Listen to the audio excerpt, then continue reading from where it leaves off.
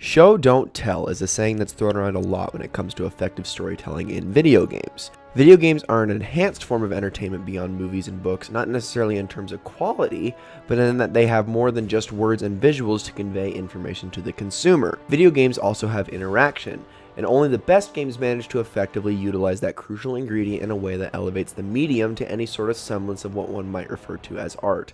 Look at games like Doom. Look at games like Firewatch. Look at games like The Last of Us. Now, I'm not here to have the infamous games are art discussion.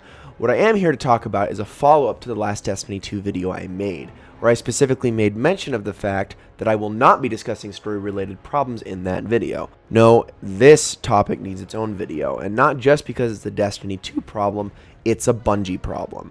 And before anyone crucifies me for saying this, I am going to mention that yes, for the time, the first 3 Halo games were an effectively told series of cinematic quote-unquote experiences. And I'm not about to say Halo is as bad as Destiny in terms of storytelling outright. But here's the thing, it's still really not all that good. It's not any better than Destiny, but it's not any worse. However, 16 years later, you'd expect some semblance of improvement, which is why I'm going to be a lot harder on Destiny's storytelling than I would be on Halo's.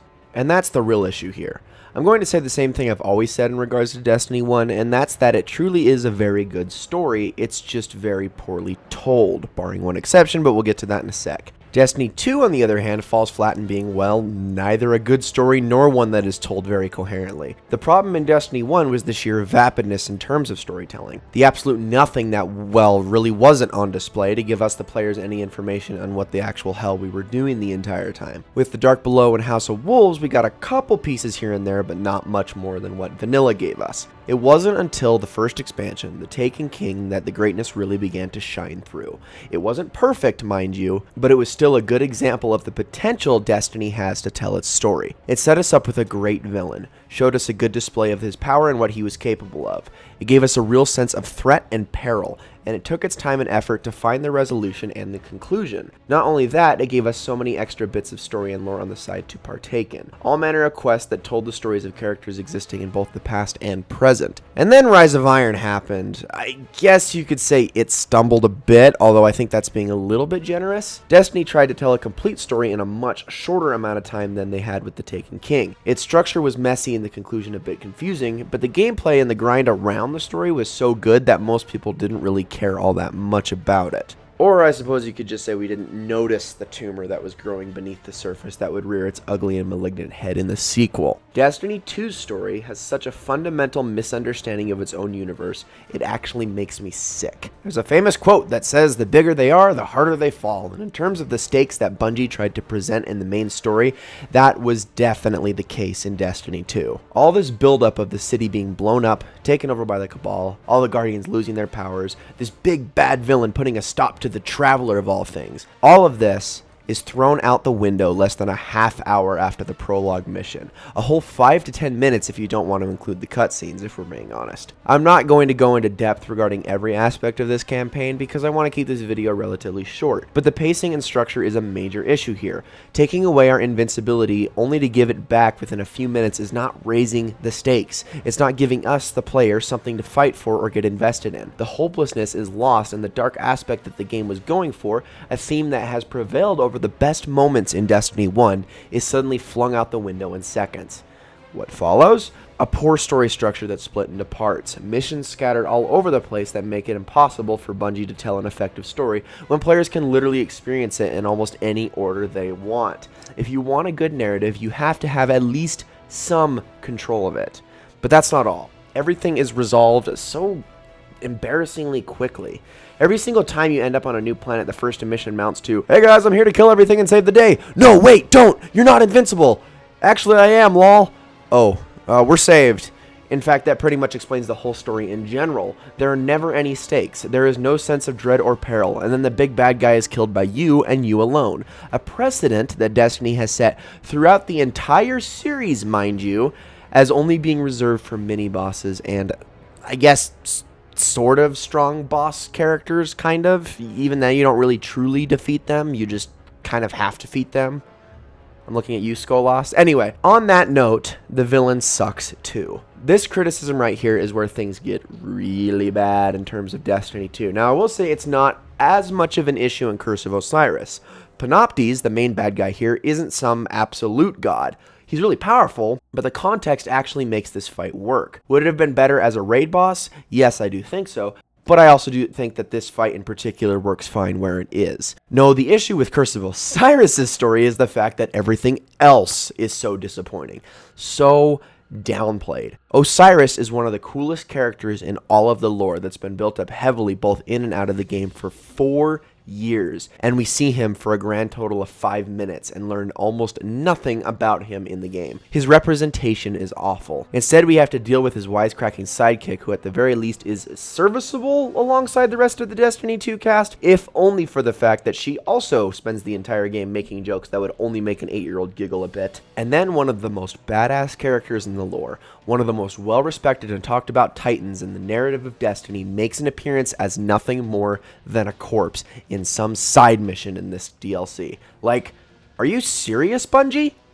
And then, before I get to my possible solutions and the conclusion of this video, let's talk about Warmind, the most egregious offender of them all when it comes to the downplay. Now, I will say, I do think Warmind was better in terms of location, voice acting, pacing, actual telling of the story, but my hell, we kill not one, but 2 major villains in this story. Villains that by the logic of the game world should have had their own separate raids, for crying out loud. Nokris is the literal son of Oryx, the brother of Crota, both of whom did get their own raids, mind you. And then Zol, the final boss of the campaign.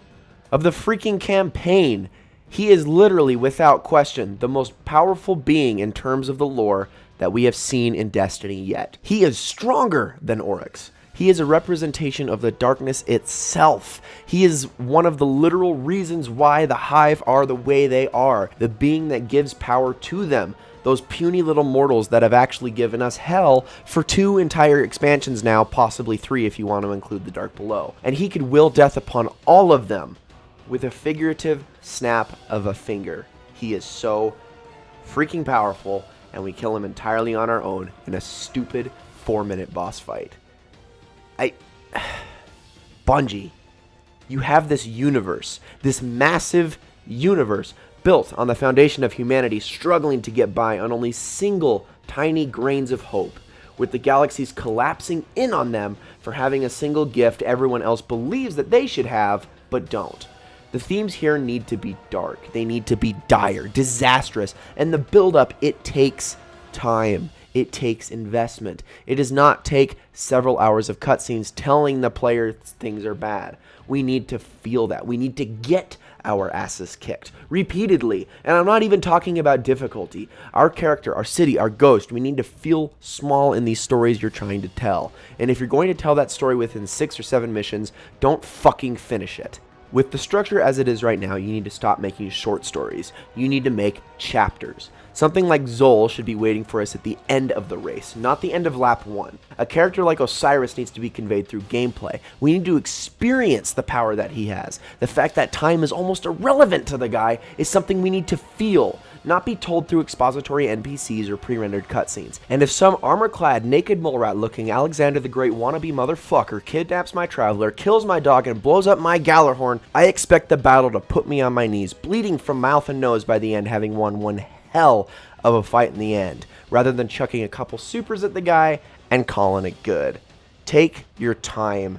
Make everything cohesive. I'm kind of going unscripted here at the end, but I know this story deserves better. Hell, I'll write it myself if Bungie can't. And yes, that is a challenge. There is so much that is just being wasted with amateur hour jokes and script writing. It's unbelievable at this point. Complaining aside, how would I go about fixing this? I mean, I really should be presenting solutions, otherwise all of this criticism is for naught. Well, first of all, I changed the narrative structure. Let's talk about adventures for a second. I really don't think that these should be optional in the slightest. I think that they should be reworked so that they fit into the cohesive narrative of the story better, but they should be mandatory. Adventures are actually the best tools we have so far in the game for getting additional context and lore in the world. Granted, I do think that they need to be expanded upon, but they shouldn't be optional. We should not be allowed to experience these things out of order, otherwise we just confuse ourselves more. It's the open world video game effect that just ruins good storytelling. Adventures should be part of the narrative because, well, they're just made optional for some reason. And then there's the lore tabs, okay?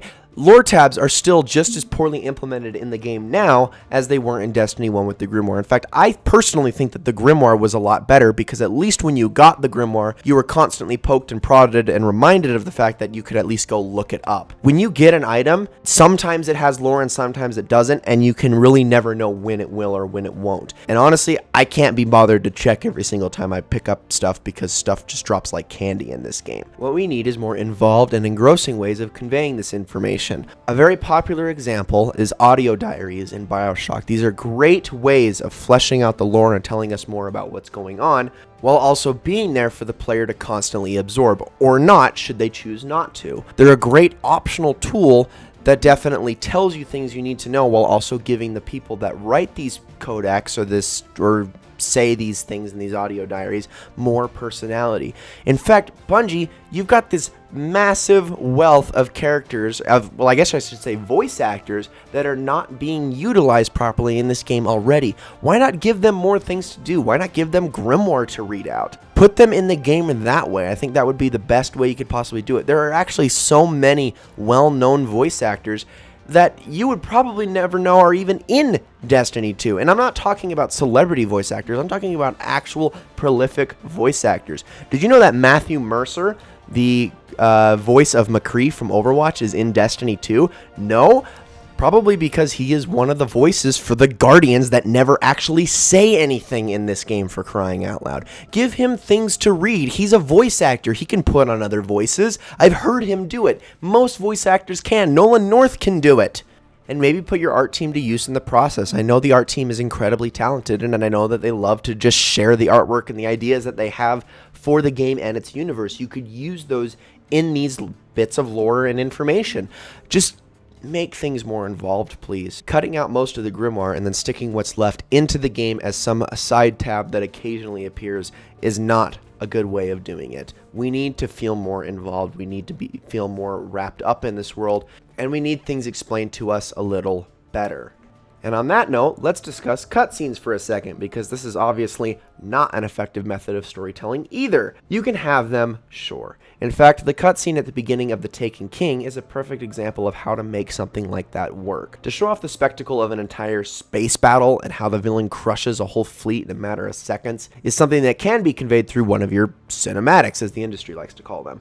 This is an example of showing and not telling, like I said at the very beginning of the video. There's extremely little dialogue in this cutscene because we don't need to be told how strong Oryx is, or how important the Awoken are, and how big of a deal it is that this ship was able to just wipe all of them out so quickly. Just about everything going on in this scene is more powerful than words can ever be. What do Destiny 2's cutscenes consist of? Well, words, and nothing but words. Nothing but the very things that can be told to me in a game through various other means. All these cutscenes turn out to be a fat waste of time rather than aiding the story along in any meaningful way. And that's what makes them so unbearable. Mind you, very few game developers in general get this right. And I think this is an overarching AAA industry problem rather than simply a Bungie problem, but I want them to learn from this too. So on that token, please change the way you use cutscenes, or just don't use them at all. This is such a frustrating topic to me because I am a total nerd when it comes to the lore of this game. It's such amazing stuff with so many different threads and stories to be told that it just bothers me how improperly utilized all of it is. And I really do mean it when I say if Bungie can't do it, I'll do it myself. I'll make that my mission because this universe deserves better. This series deserves better. There are plenty of lore-related YouTubers out there for Destiny who put out some of the best content I've ever freaking seen for a video game because Destiny gives them that content. There is that wealth of information and interesting stories that can be told. They're just never told in the freaking game. And that, I'm afraid is what needs to change sooner rather than later. Otherwise, you're never going to get the majority of your audience to ever give a flying crap about the story that you're trying to tell. Ladies and gentlemen, thank you all so very much for watching. I hope you all enjoyed this video very, very much. I hope my points were clear. I hope I was concise enough. And I'm sorry that this video ended up actually going longer than the other one.